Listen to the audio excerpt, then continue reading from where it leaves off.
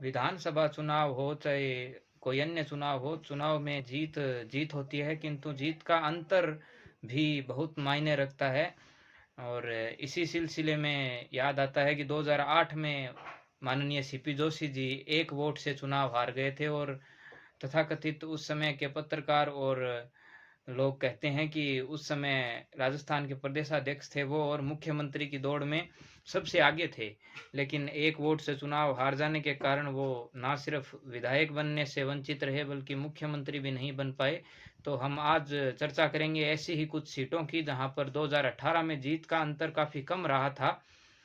2018 के चुनाव की बात करें तो कुल 40 प्रत्याशी ऐसे थे जो बहुत कम अंतर से जीते थे।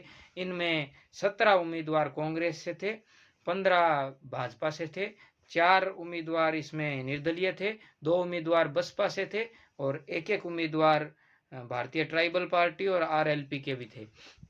इसमें 3 सीटें जो मुख्य जिनमें बहुत ही कम अंतर रहा उनकी बात करें तो जिस सीट पे सबसे कम अंतर रहा वो सीट थी भीलवाड़ा की आसिंद विधानसभा की सीट।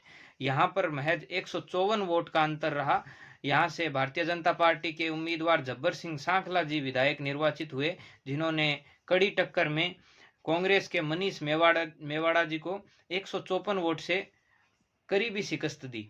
इसके बाद 2 नंबर पर बात करें तो मारवाड़ जंक्शन में 251 वोट का अंतर रहा। यहाँ से खुशवीर सिंह जी जो निर्दलीय थे उन्होंने भारतीय जनता पार्टी के केएस राम चौधरी जी को कड़े संघर्ष में हराया और निर्दलीय प्रत्याशी के तौर पर एमएलए के रूप में, विधायक के रूप में निर्वाचित हुए।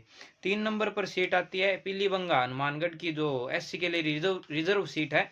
यहाँ से धर्मेंद्र कुमार जी जो बीजेपी से थे और इस बार भी उन्हें ही प्रत्याशी बनाया गया है, उन्होंने विनोद कुमार जी कांग्रेस के प्रत्याशी को 278 वोट से चुनाव हराया। ये भी काफी करीबी टक्कर रही। हम इसी तरीके के आपके सामने आंकड़े लेकर आते रहेंगे। जुड़े रहें। धन्यवाद।